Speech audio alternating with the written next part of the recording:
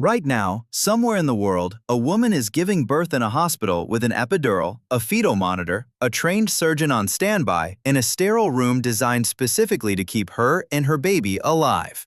For 99% of human history, none of that existed. No painkillers, no forceps, no blood transfusions. No way to perform a cesarean and have anyone survive it. Just a woman, the people around her, in a process that, if anything went wrong, could kill both of them in under an hour. And yet, here you are. Every single one of your ancestors made it through that moment. Thousands of generations of women gave birth without modern medicine and survived often enough to keep the human species going.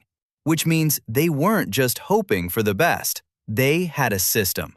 And it was more sophisticated than almost anyone gives them credit for.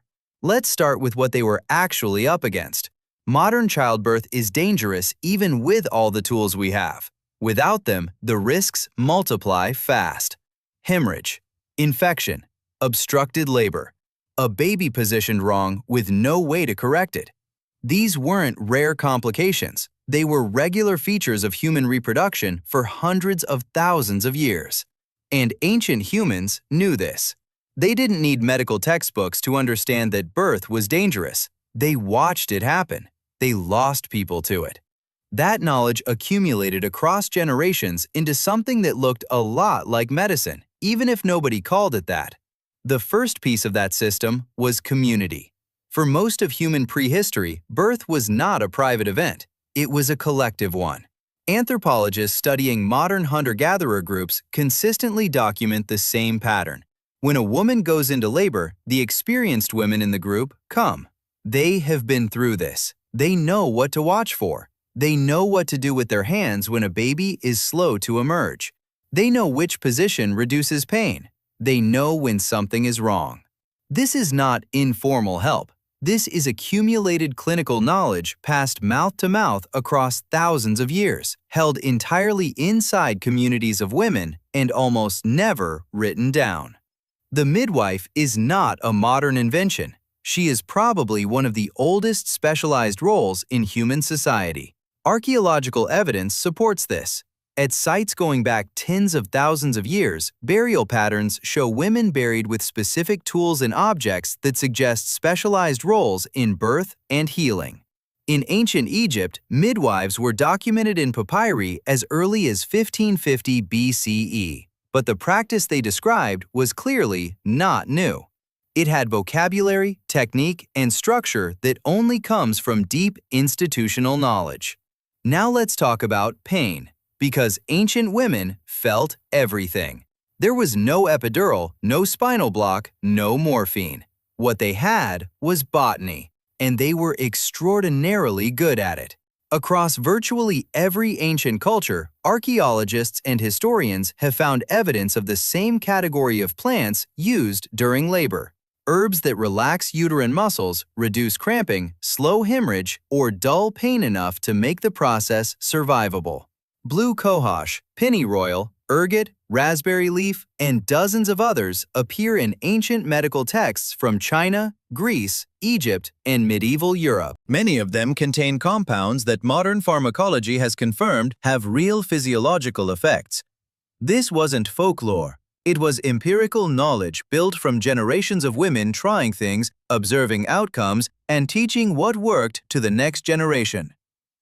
The Greek physician Soranus wrote an entire obstetrics manual in the 2nd century CE that described herbal preparations for labor in precise detail. But Soranus didn't invent any of it. He compiled what already existed. The plants women used during labor also served a second purpose: managing what happened after. Postpartum hemorrhage was one of the leading causes of maternal death in the ancient world. It still is in places without medical infrastructure today. Ancient practitioners used astringent herbs, uterine tonics, and manual techniques to slow bleeding after delivery. Some of those techniques, applying pressure, encouraging the uterus to contract, are functionally identical to what modern midwives still do. They figured it out by watching, by losing women, and by remembering what had made the difference. Position mattered too.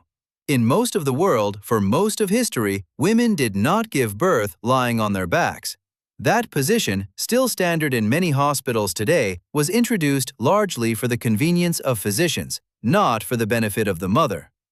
Ancient women gave birth squatting, kneeling, or supported upright between two other women. Gravity becomes an advantage. The pelvis opens wider. Labor often moves faster. Modern obstetrics is slowly returning to this understanding, except ancient women never forgot it in the first place. Then there was the question of what happened when things went wrong. Some complications had no solution. An obstructed labor with no surgical option was often fatal for both mother and child. Ancient practitioners knew the difference between a labor that needed patience and one that was failing. They had techniques: manual repositioning of the baby, specific movements, pressure applied at specific points. Some worked, some didn't. The ones that worked got remembered. Caesarean section is ancient in name but not in practice. The word almost certainly derives from Roman law, not from a surgical procedure performed on a living woman. For most of history, a caesarean was only performed when the mother was already dying or dead in an attempt to save the child. The surgery itself, without anesthesia, sterile technique, or the ability to close the wound safely, was not survivable.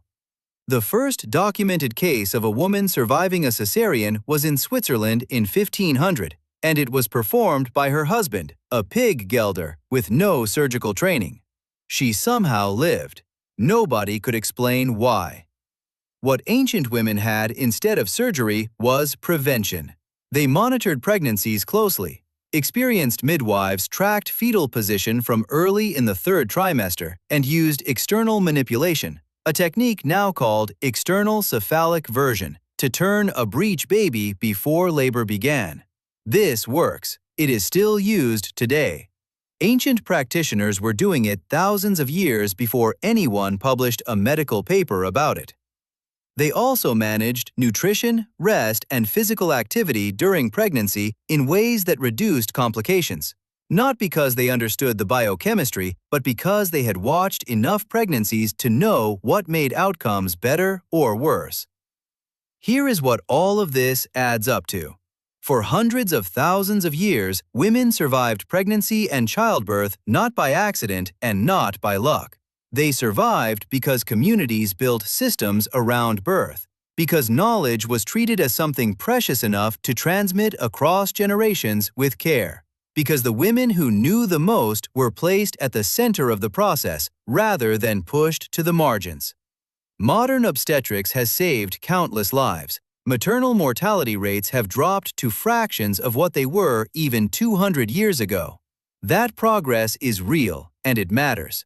But the assumption underneath so much of how we talk about ancient birth, that women before modern medicine were simply helpless, that they had nothing, that they were at the mercy of a process they couldn't influence, that assumption is wrong.